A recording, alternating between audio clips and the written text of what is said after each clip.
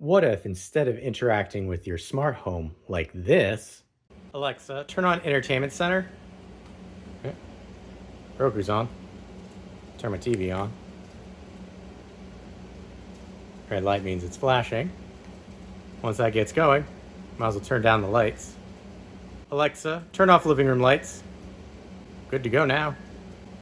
You could interact with it like this.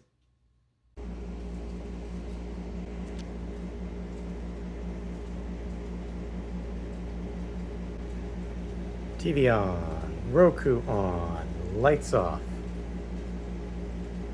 There we go, good to go.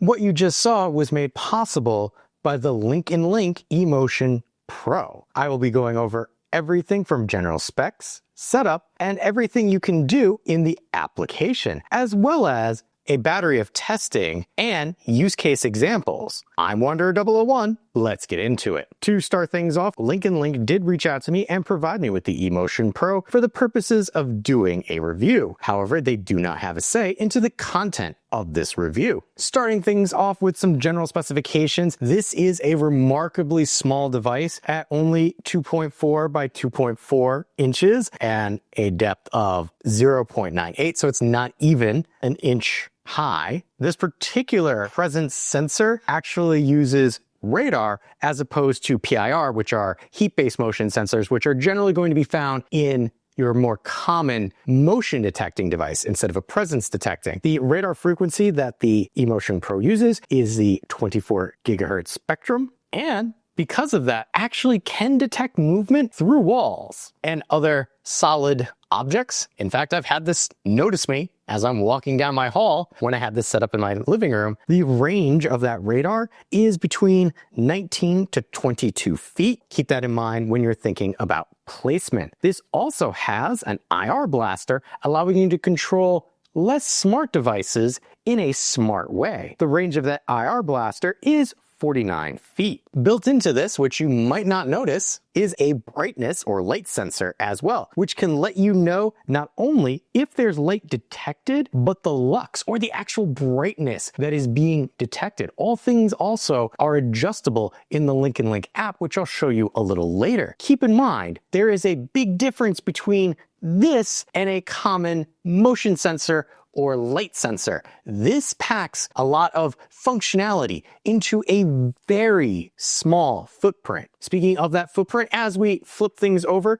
there is a little rubberized bit on the back. There also is a channel for the included USB-A to USB-C cable, which you do need to power this device. And because this is a smart device, it uses the 2.4 gigahertz Wi-Fi spectrum, not the 5 gigahertz. You don't need faster speeds with something like this. You need the ability to have longer range. But notice I did not say that there was a hub needed for this. That is one of the great things about this. If you're trying to create a smart home for the first time, or just looking to expand certain areas, you don't necessarily want to bring in a new hub to attach a bunch of devices to. With the EmotionPro, you don't have to worry about that. One other big difference between a motion sensor and a presence sensor is the motion sensor really is just going to give you one area, and that's it. When it detects motion in that area, an event or a trigger will happen. With a presence sensor, you have zones at which motion can occur. Depending on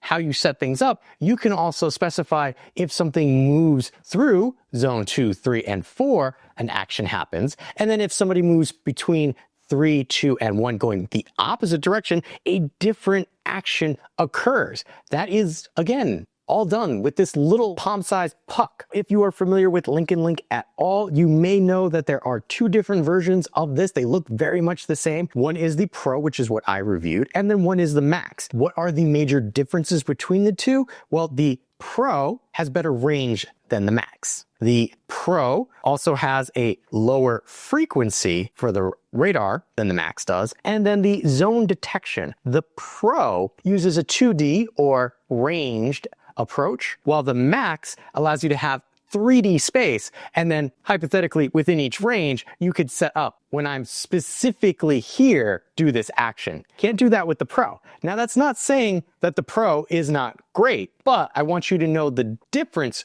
between the two should you be looking. Now I've talked about the EmotionPro itself. Well, what else do you get in the box with it? Well, that's actually very simple. You get a quick start guide, you get a USB-A to USB-C charging cable that's 3 feet long, and you get a stand. Let's take a moment to talk about the stand. The stand is plastic. It allows for an 80-degree tilt, allowing you to, 1, 3M your EmotionPro to this, and then double back tape it to a surface to prevent it from moving, because the cable is going to be a little heavy, and if you're going to have that there, it's going to wiggle around on you. So they do provide you a way of sticking that to a location. You can use it the other way, but things are going to get a little top heavy. Would not recommend. I do kind of like the open and close mechanism. It does kind of remind me of a 3D printed device, although it does not appear to have been 3D printed, but this is really the only way that they give you to mount this out of the box. Now that we know what comes with the EmotionPro, what's next? Well, this is a smart device. I mentioned that it connects via Wi-Fi. How do we set it up? Let me show you. Setup of LinknLink EmotionPro. Have our device.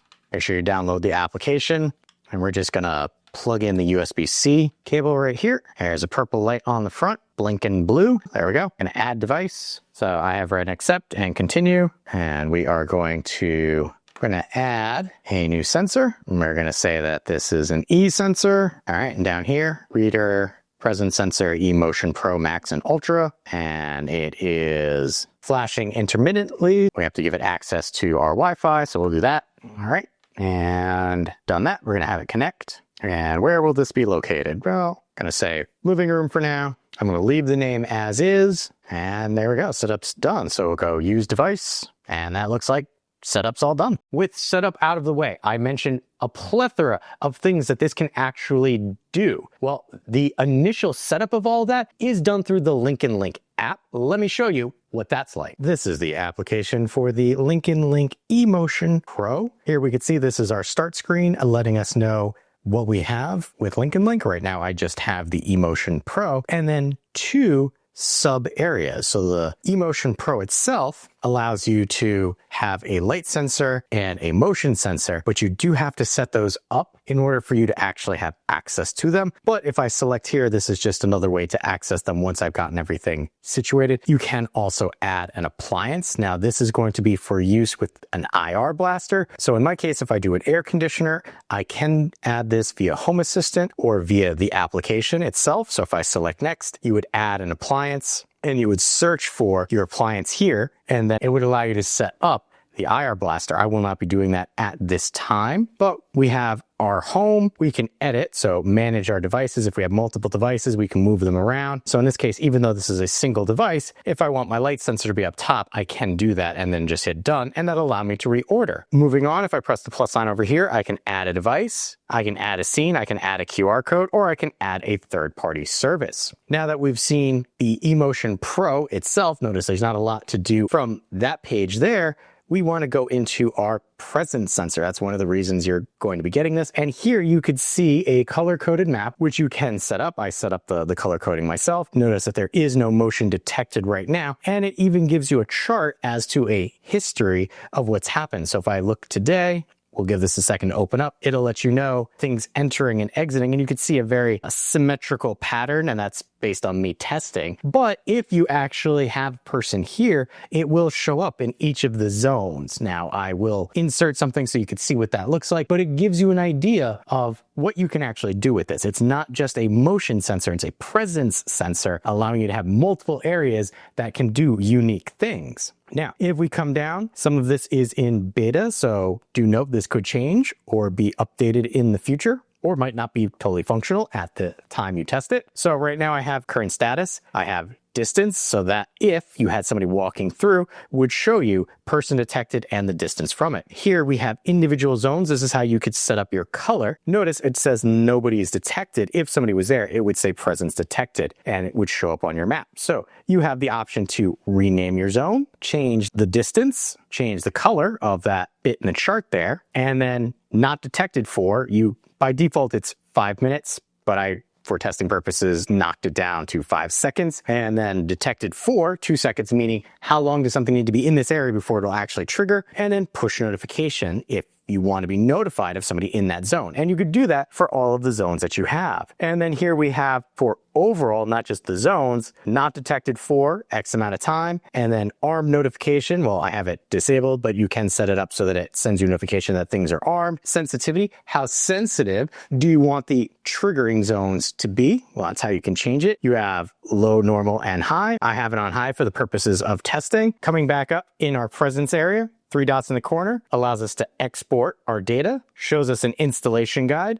We can see our history, and we can access our settings. These are going to be our settings for the presence portion. You could change the device name, change the location, device info, lots of sensitive information, but won't be showing you that, but that's where you can access it. Firmware update, name of sub-function, which is what this is technically considered a sub-function of the EmotionPro. Notifications. So if you wanted to set up your notifications for this, act by NFC tag. If you want to have NFC be a trigger, you could do that, and then add a shortcut to the home screen. And that was everything we could do in the presence area. Now let's check out the light area, the brightness area. So from here, it's letting you know, hey, right now it's kind of dim, but we also have a chart of data from this. So there's a bit where it had nothing because I turned something off while testing, but it just kind of lets you know the brightness history. You could set your brightness level. So what is considered bright, what is considered normal, and then what is considered dim. All of these except the last are adjustable. If we come to the upper right-hand corner, from here, we could select our 3 dots and we can export our data, or we can select our settings, which will allow us to change the device name for the brightness, change its location, device information, firmware update, notification settings, and then add a shortcut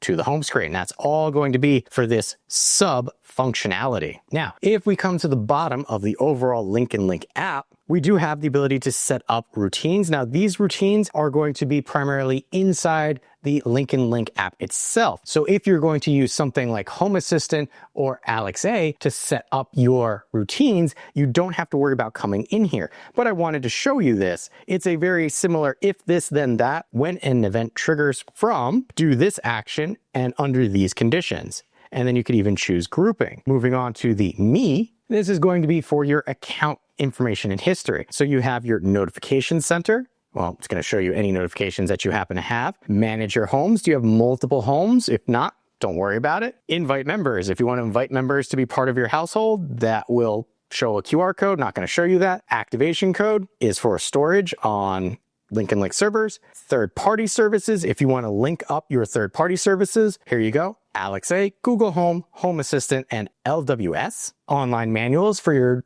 device. File library. Well, again, this is for the LinknLink services. I don't have anything there. Manage storage. Here you can see you get 100 megs off the bat, and that's for free. You can pay for things if you wanted. You can subscribe to their newsletter. You can rate their app. You can contact LinknLink for customer support, and then you have your overall settings. So here, this is important. You have your time zone. You have your language. You have your visual type. So I have night mode because I like everything dark. You have smart groups. If you have any groups, you could set it up here. Temperature units, you can change between imperial and US. Likewise with your distance, you have a choice of centimeters, meters, inches, feet, and nothing. And then whether you want a widget or not. You also have show weather on the homepage. I turned this off because when I was setting this up originally, LinknLink requested your country, your state, and then your location. It's not based on the location from the phone's GPS. It's based on predefined areas, and the area that was closest to me is not close enough to actually be useful for the weather. So I turned that off. But just know you can toggle that right there. You also have vibration. You can turn that on and off, and then clear your cache. I was recommended from LinknLink after I updated the firmware of the EmotionPro to come in and clear the cache first. So just know if you need to do that, this is where you would come and get that. And that has been everything that we can do in the LinknLink app for the EmotionPro. Now, the LinknLink app itself really is just the start of setting this up. Once you have the presence sensor set up, once you have the light sensor set up, the thing that really makes this a powerful little tool is the compatibility with third-party services such as Google Home, Alexa, and MQTT for Home Assistant. Now, my smart home is mostly built around the Alexa universe for the usages of my significant other. So let me show you some general setups that I did when I was testing this out. Now, I do know MQTT is more powerful, but it is time consuming to set up. And because of my significant other, I wanted to make sure that this was a basic, quick, general use case test with Alex A, which she was already familiar with. Here we have the Alex A setup for what you witnessed at the beginning of the review, which is turning on my TV and my Roku via LinknLink's IR Blaster, as well as turning on a smart plug, as well as turning off my lights in my living room when I sit down at the TV. So that was under here, detects motion. Now for this one, I turned it off while I was filming, but when zone 3 detects motion during this specific time frame, what will it do? Roku plug 1 turns on, living room lights turn off, and then that's the portion for Amazon Alexa. Then LinknLink takes over and does an IR blast to turn my TV on. The inverse is also true. When I leave the area and I'm done watching TV, zone 3 detects no motion for 0 seconds. During the specific days of the week at this time, it turns off the Roku and turns off living room lights, and then the IR blaster from the LinknLink side turns off my TV. Now, there is one other Alex A routine that I set up for the test that you're going to see later. Let me show you quickly what that looks like. Multiple zones of motion. So detect motion in zone 1, what that will do, we'll give that a second to load up. So detect motion, it will power on a light. When it doesn't detect motion, for X amount of seconds, it will turn off that light. Now, keep in mind, any scheduled event that you create, you should probably also have an event that turns it off or disarms it, because if you trigger something by motion and then no motion happens or motion continues to happen, you need to have a way of turning that off. Now that I've shown you some basic examples of how you could set this up as an Alex A routine, what else is there? Well, for me, I like to do a little more thorough testing. So for me, first off is actual power usage, and the EmotionPro uses 1 watt of power, which is next to nothing in the smart home world when you think about it. Now, I wanted to test different zoning when I was initially trying out the LinknLink. I also wanted a good visualization for you about what zoning was like. So I set up different lights in my living room with different zone triggers and walked through them. Let me show you that. The best way that I could think of demonstrating the multi-zones that you can set up is having light bulb triggers. So based on the zones, as I move through them, the lights will go off, but not the cat. Based on the way I have it set up, it's a specific amount of lighting. So there you go, I had that one go off. But as I move to this next zone, that shuts off, this one comes on. Should be able to do this 2 more times.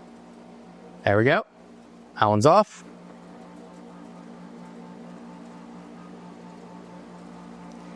That one's on, that one's off. There has been a lot to like about this little smart device. However, that does not mean that there are not a few cons that I want to bring to your attention. First being, this is not battery powered. You will have to have a power cable in it, and you will have to have it close enough to an electrical source for it to actually work. Now, part of the problem is the cableage that comes with the EmotionPro. This A to C cable is only 3 feet long, and based on the mounting directions for this, you're not really going to be able to place this anywhere close to a power source that would also be able to use that length of cable. Likewise, the mount.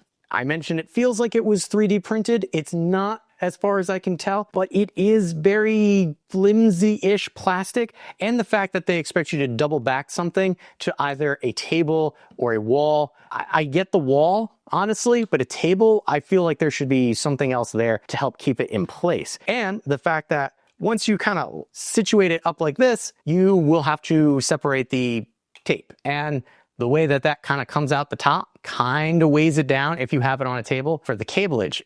So I feel the extras that you get in the box with the EmotionPro really are the shortcoming of the device itself. Because everything else that I did with this, I was 100% blown away with. And we'll be replacing some of my motion sensors with presence sensors because it just made my life so much easier. There are a lot of reasons a presence sensor is, in my opinion, better than a motion sensor, allowing for very advanced automations if you are willing to put in a little time and have the inclination to build out your smart home environment. To just simply be able to have lights turn on and off without having to use voice commands has been great. Because of all that this can do for the price, despite the few shortcomings about the mounting hardware, I can still strongly recommend the LinknLink EmotionPro, which has gotten the seal of approval from my significant other. And she wants to know how long it will take me to outfit the rest of my smart home with them so she could stop arguing